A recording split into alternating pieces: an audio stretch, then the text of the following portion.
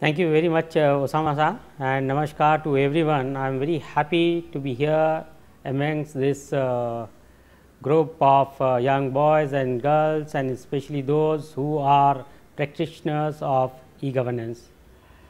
And I am very happy to see a lot of faces from other countries other than India, and it's very important today that we are in a position to make use of information technology and the communication technologies in improving the governance.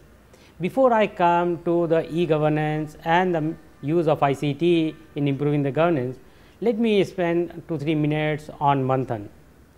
Manthan has done a wonderful work, and we are very happy to get associated with Manthan. I am given to understand that this year is the 7th year of Manthan Awards. Manthan has done wonderful work in promoting e-governance, in promoting good governance with the help of ICT. And I am told that this year alone, Manthan organization has received about 500 nominations, and till date they have received about 2000 nominations, and out of these 2000 nominations, about 1000 nominations belong to the e-governance. It is a very happy situation. As you know that today India is passing through a very exciting phase. Today our growth rate is almost 9%. It is a very impressive growth. As you know that today we are the second fastest growing economy in the world after China, and we have become envy of the entire world. But if you look little deeper into this figure of 9%, you will find that this growth rate of 9% is neither sufficient and not sustainable. Not sufficient because even today we have got a huge population of about 450 million. That means almost 1/3 of the entire population is still below poverty line. That means they are earning less than $1, and they cannot take care of the education, the health of their children, and that is a huge challenge. If we had to take care of these people, if we had to take care of these 450 million people, we got to grow at 11% or 12%, and to take this growth rate from the present 9% to 11 or 12% is a huge challenge. Secondly, this growth is not sustainable as well. When I say sustainable, it is primarily because this growth of 9% has come from the upper section of the society, from those who live in urban areas, those who are really empowered today. But huge number of people, and that is almost 60-65% people, and especially those who live in rural areas, who live in difficult areas, who have not been empowered, and who do not have access to good quality education, who do not have access to information, and they have not been able to join the mainstream of this success story.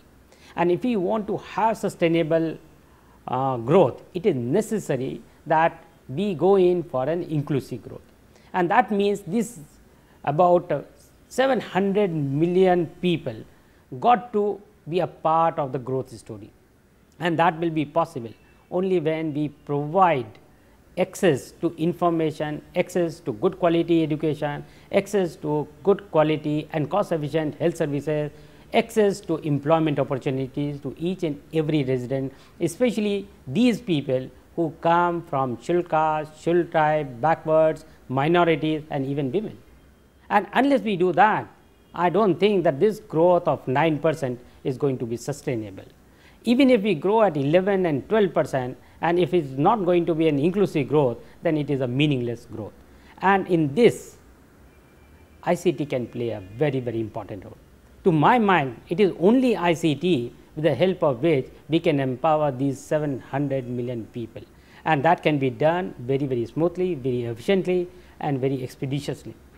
And I am very happy that all of you who are here today, all of you are doing wonderful work in this area, and we alone cannot achieve this Herculean task of making this growth of 11%, which is an inclusive growth, and that is possible only with collaborative effort, in this particular area. And especially today, when we are going in for the wireless technology, because it is not possible to connect all these villages with wired technology at the moment.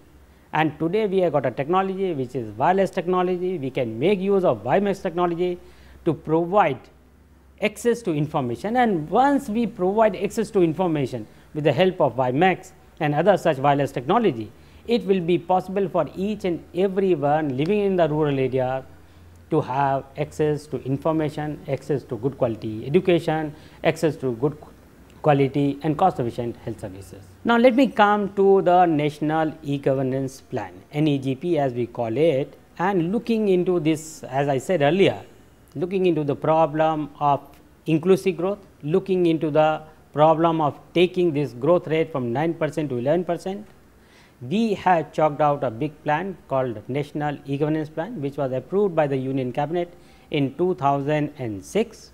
And under this, we are adopting basically two-pronged strategy. On the one side, we are developing an e-infrastructure, and e-infrastructure means primarily state data center, SWAN, the state wide data network, and the common service center, which are nothing but the front ends. That means basically these are the rural kiosks, and we are setting up more than 100,000 CSC, the common service center, these are telecenter, and our scheme is now to upscale it to 250,000. And we expect that by June 2012, we will have 250,000 common service center across the country. That means, and each and every panchayat will have the facility to give access to information, to give access to good quality education in these common service center. This is one part of the NEGP. The other part of the NEGP is delivery of services.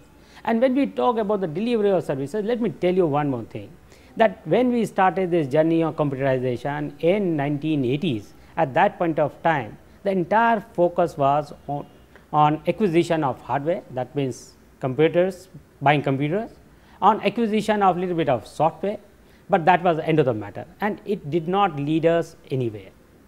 Today, if we want to improve the governance, then it is necessary that we focus on the services and service levels and not on mere computerization. It is basically the transformation which is required, and that means basically the business process reengineering. This technology ICT is a very, very important technology and a very, very powerful tool, there is no doubt about that, but that plays only 10% part in the entire game of governance. The 90% of the game plan is primarily the business process reengineering, that means the way we transact our business, the way we deliver our services. So, we got to change our processes, because most of these processes had been designed at some point of time in past when the powers of technologies were not available to the administration. Today, with the help of ICT, it is possible to have the entire information in the centralized location, and everybody can access that information from remote location, and that is the advantage of this technology. So, today our entire focus is on services and service levels, and that means business process reengineering and the change management rather than acquisition of hardware and acquisition of software. That is one part. Second part is capacity building.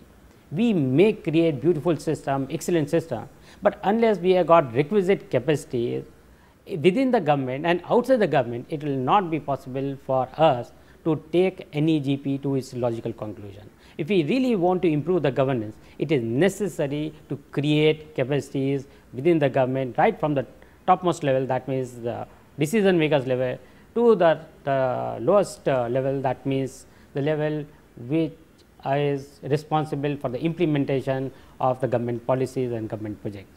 And that is a huge work, because that means change in the mindset, and that will take a lot of time, but we are working very hard on that. Government of India is spending a lot of money. We have already recruited a lot of people, and these professionals who have come from IIMs, IITs and other such professional institutions, these are being deployed in the state government, so that they will be able to help the state government to improve the governance with the help of ICT. And the last part of e-governance is basically the standards. If we want to make use of the technology, if you want to share information seamlessly, it is necessary that everybody adheres to certain discipline, and that discipline comes with the standards. Government of India has been given this responsibility of evolving standard. We have already evolved lot of standard, that means metadata, data standard.